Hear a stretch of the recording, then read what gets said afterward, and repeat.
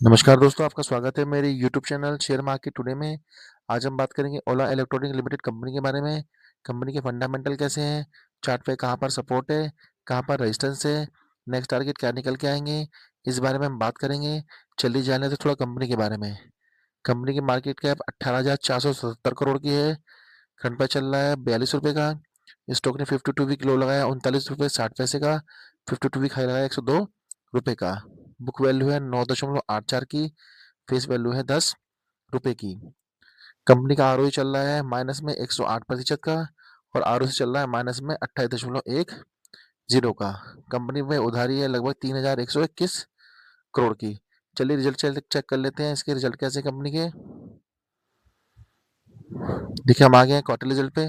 मार्च 2025 में कंपनी ने सेल की थी 611 करोड़ की, जो जून 2025 में बढ़कर 828 करोड़ की हो गई। और सितंबर 2025 में घटकर ये 690 करोड़ की रह गई। खर्चे चेक कर लेते हैं। खर्चे जो है मार्च 2025 में 1,306 करोड़ के किए थे, जो जून 2025 में घटकर 1,065 करोड़ के रह गए।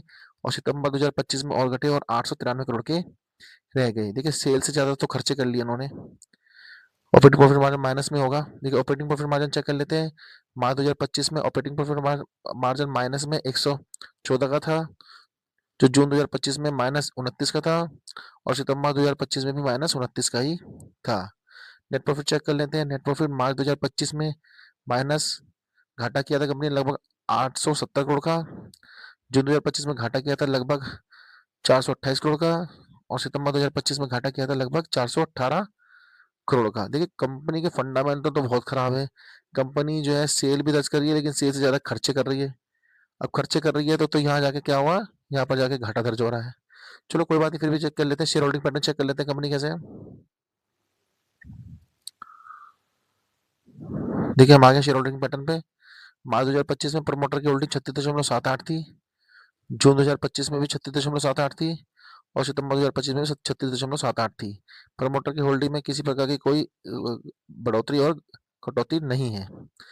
एफएफएस की होल्डिंग चेक कर लेते हैं। मार्च 2025 में एफएफएस की होल्डिंग 2.89 थी, जो जून 2025 में बढ़कर 4.47 की हो गई। और सितंबर 2025 में घटकर ये 3.24 की रह गई। डीएस की होल्डिंग चेक कर लेते हैं।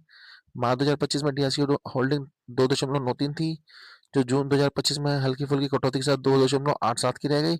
और सितंबर 2025 में बढ़कर ये डीएस ने होल्डिंग अपनी 6.78 की कर ली। पब्लिक की होल्डिंग चेक कर लेते हैं। मार्च 2025 में पब्लिक की होल्डिंग 52.14 थी, जो जून 2025 में घटकर 50.70 की रह गई। और सितंबर 2025 में और घटी और 48.33 की रह गई। अदर होल्डिंग चेक कर लेते हैं। मार्च 2025 में अदर होल्डिंग 5.27 की थी, जो जून 2025 में घटकर 5.18 की रह गई। और सितंबर 2025 में और घटी 4.87 की रह गई। देखिए यहाँ पर क्या करा है, यहाँ पर देखिए, यहाँ पर डीआईएस ने जो है सितंबर क्वार्टर में जो है अपनी जो है उसमें होल्डिंग में इंक्रीज किया है। और यहाँ पर क्या क्या है, डीआईएस ने और एफएफआईएस ने जो है हल्का सा डिक्रीज किया है। चलिए फंडामेंटल तो देखो कुछ खास नहीं है, कंपनी जो है लॉस ही कर रही है। लेकिन फिर भी चार्ट पे देखते हैं, चार्ट पे कहाँ सपोर्ट है कहाँ पर रेजिस्टेंस है। चलते हैं स्टॉक के चार्ट पर। दोस्तों हम आ गए हैं स्टॉक के वनडे चार्ट पर। देखिए वनडे चार्ट पे स्टॉक ने क्या किया है, 42 रुपये 50 पैसे का हाई बनाया है, लो बनाया है 41 रुपये 90 पैसे का। और स्टॉक ने आज क्लोजिंग दी है लगभग 42 रुपये के आसपास स्टॉक ने क्लोजिंग दी है। देखिए मैं हिस्ट्री में दिखा देता हूँ, अपने हिस्ट्री में क्या करा है स्टॉक ने। देखिए यहाँ पर देखिएगा स्टॉक ने क्या करा है, यहाँ पर लगभग जो है जुलाई 2025 में एक लो बनाया था, 39.68 का एक लो बनाया था, जो इसका ऑल टाइम लो है। और यहाँ से स्टॉक ने क्या करा, तेजी दिखाने की कोशिश करी। देखिए यहाँ से तेजी दिखाई स्टॉक ने, और 50 एक्सपोनेंशियल मूविंग एवरेज, फिर उसके बाद 100 एक्सपोनेंशियल मूविंग एवरेज, और उसके बाद 200 एक्सपोनेंशियल मूविंग एवरेज, इसके ऊपर क्लोजिंग दी। और क्लोजिंग देने के बाद स्टॉक ने यहाँ पर एक रेजिस्टेंस फेस किया लगभग 68.34 रुपये के आसपास, 34 पैसे के आसपास स्टॉक ने एक रेजिस्टेंस फेस किया है। उसके बाद स्टॉक में वापसी की गिरावट है। गिरावट आने के बाद स्टॉक ने वापसी की तेजी दिखाने की कोशिश करी, लेकिन ये तेजी जो है सस्टेन नहीं कर पाया।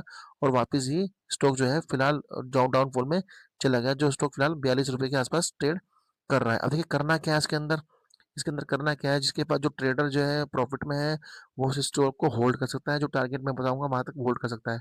और जिस व्यक्ति को इसे, जिस न्यू ट्रेडर को इसे बाय करना है, तो बाय लेवल करने का लेवल बता देता हूँ आपको। यदि मैं होता तो इस स्टॉक को जो मैं बाय करता एट प्रेजेंट फिलहाल इसी प्राइस में लगभग 42 रुपये के आसपास इस स्टॉक को मैं बाय करता। बाय करने के बाद यदि फर्दर इसमें कोई गिरावट आती है और ये स्टॉक मुझे 39 रुपये 50 पैसे के आसपास या 39 रुपये के आसपास मुझे मिलता, तो इस स्टॉक को मैं एवरेज भी करता। एवरेज करने के बाद स्टॉक का पहला टारगेट निकल के आता है लगभग मेरा 48 रुपए का, दूसरा टारगेट निकल के आता है मेरा लगभग 58 रुपए का, और तीसरा टारगेट निकल के लगभग आता है मेरा 68 रुपए का। देखिए 68 रुपए का टारगेट तक इसके अंदर स्टॉक को होल्ड कर सकते हैं, लेकिन मेरा मानना है इसके अंदर ज़्यादा लालच करने की जरूरत नहीं है। यदि आपका पहला टारगेट जो है, पहला टारगेट आ जाता है और प्रॉफिट भी बुक कर सकते हैं आप। पहला टारगेट मैंने बताया 48 रुपए का आ सकता है, दूसरा टारगेट जो है लगभग 58 रुपए का आ सकता है, और तीसरा टारगेट जो है लगभग 68 रुपए का आ सकता है।